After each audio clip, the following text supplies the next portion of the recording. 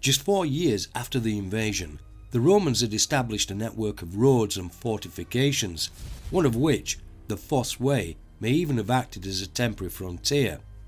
From the moment the invasion began, Roman businessmen, fortune seekers, and even land grabbers were never far behind the invading troops.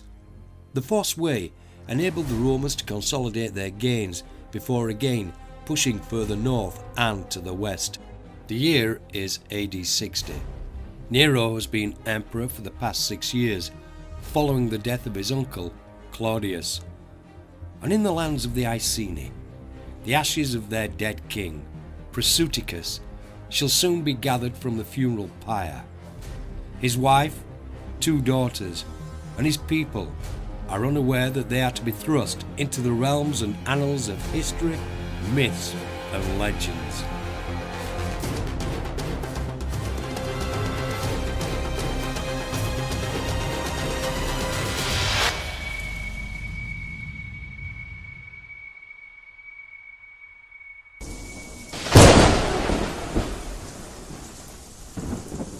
Following the death of Prasuticus, having left no male heir, Rome not only called in all loans, but also made a claim of full ownership against the lands of the Iceni and its people.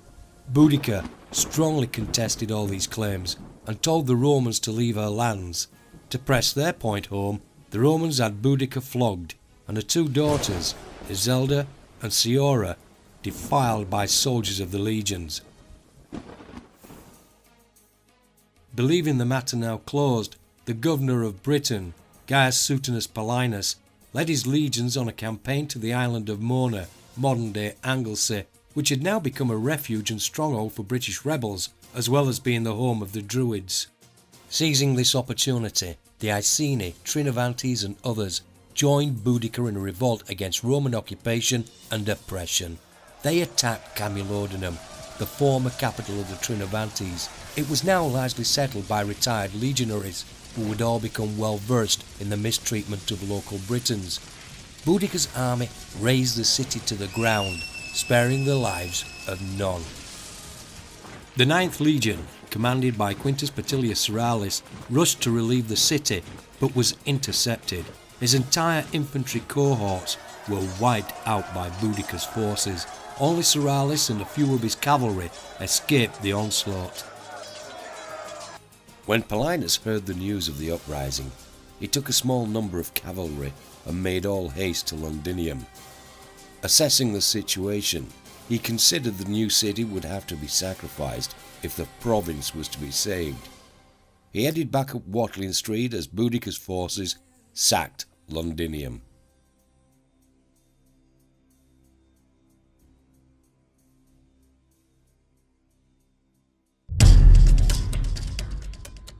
Paulinus put out a call for all available legions and auxiliary troops to muster north of Verulamium. He is eventually joined by his own legion, the 14th, returning from Mona, and various detachments of the 20th, as well as some auxiliary units. However, the prefect of the 2nd Legion ignores the call completely. As Boudica's forces now attack Verulamium, Paulinus, with an estimated strength of 10,000 troops, prepares the ground for an open field battle. Boudica's forces lack the skills, training, discipline, and overall cohesion for this type of warfare, and although Paulinus' troops are vastly outnumbered, they take the day. Following the Battle of Watling Street, neither Boudica or her daughters were captured or ever seen again.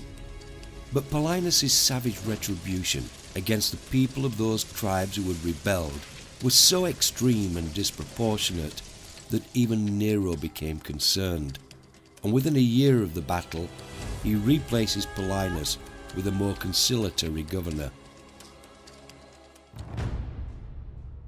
Following the suicide of Nero in June of 68 AD, Rome was thrown into a brief period of civil war in what has become known as the Year of the Four Emperors. The Brigantes were ruled by Queen Cartamandua, a loyal subject of Rome since the very first days of the invasion back in 43 AD. Her ex-husband, Venutius had long been a rebel against Roman occupation and had waged war on his ex-wife and her Roman protectors. Even before the Boudiccan uprising, Venutius had been building allegiances both within and outside of the Brigantes. And with this period of instability in Rome, Venutius staged his revolt against her. With the Romans no longer able to fully protect her, Cartimandua had to flee to Rome. And now the Brigantes had a warrior king instead of a Roman-loving queen to lead them. It was Vespasian who emerged successfully as emperor from the Roman Civil War, and one of his close relatives was Quintus Petilius Ceralis, the same man who had led the 9th Legion to its destruction at the outset of the Boudiccan rebellion. And in 71 AD, Vespasian appoints Ceralis as the new governor to Britain. He was assisted by Gnaeus Julius Agricola, who commanded the 20th Legion.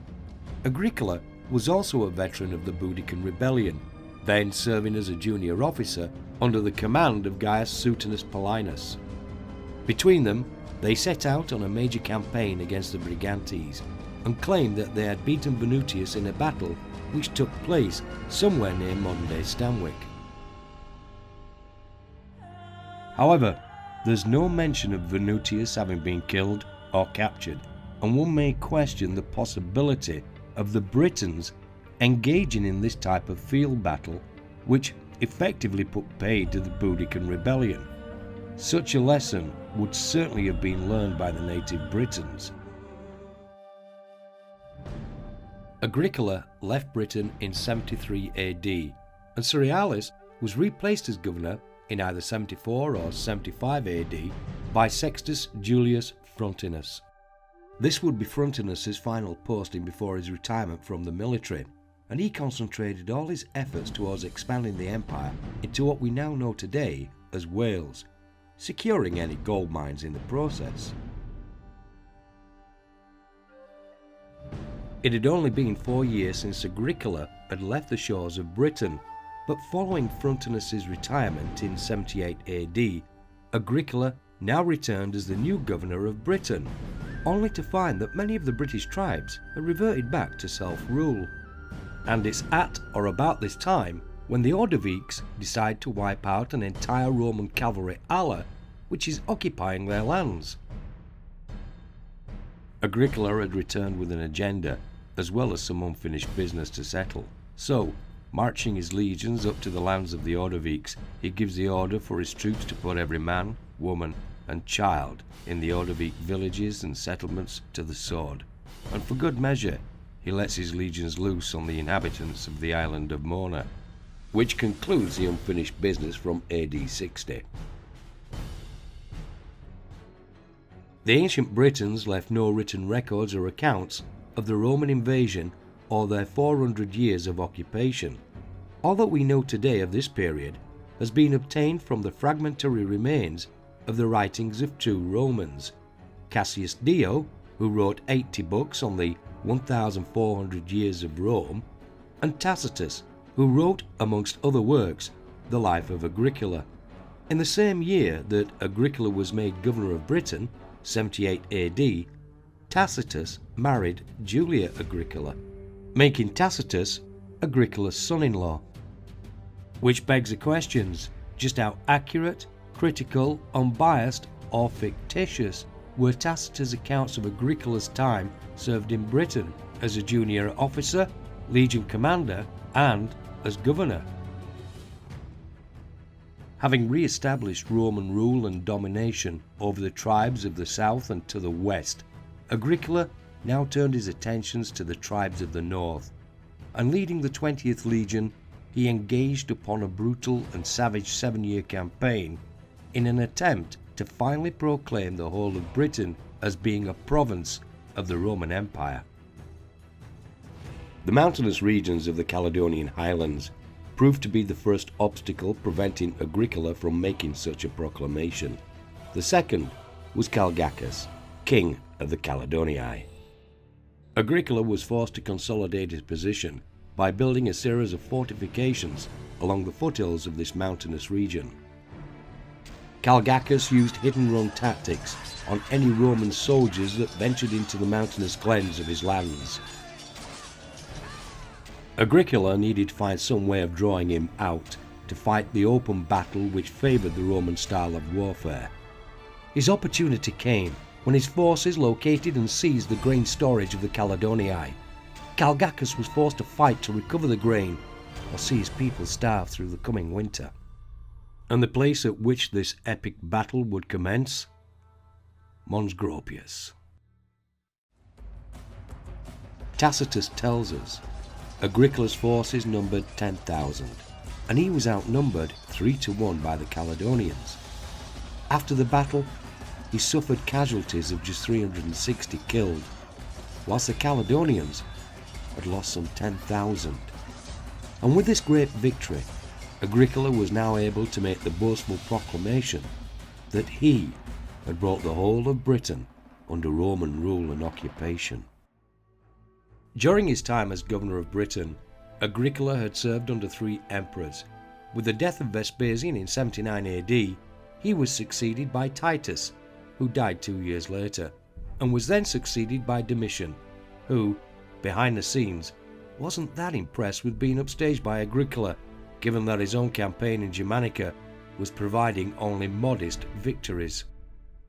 Agricola was recalled to Rome in 85 AD, and the years that followed witnessed a gradual withdrawal from the northern territories as successive emperors required legions to fight battles in other parts of the ever-increasing empire.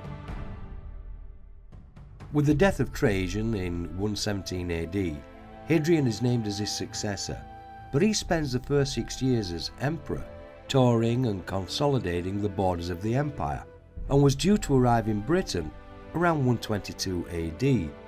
But it was in AD 118 that Hadrian had appointed Quintus Pompeius Falco as the new governor to Britain. And it could well have been Falco's strong-handed attempts to re-establish Roman rule in the north that triggered a revolt by the Brigantes, Salgoviae, and many southern tribes of the Caledonians. So by the time Hadrian gave his commands to build the wall, just what had the Romans really accomplished?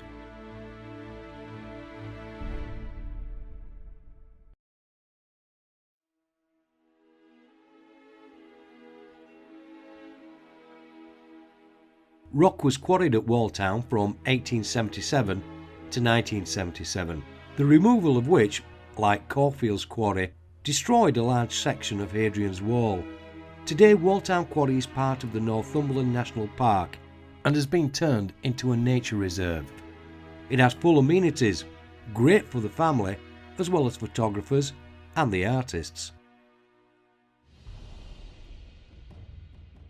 The fort of Magnus was originally part of the Stangate fortifications and therefore built before Hadrian's Wall, which resulted in it being set back when the wall was built nearly 40 years later. Today, although close to the public, it lays southwest of the Roman Army Museum. Run by the Vindolanda Trust, the museum has some great exhibits as well as audio-visual presentations which I would have loved to have given you a brief glimpse of, but it also has a very strict policy of no video or photography. As they say, where there's a will, there's a way. Welcome to VRAM.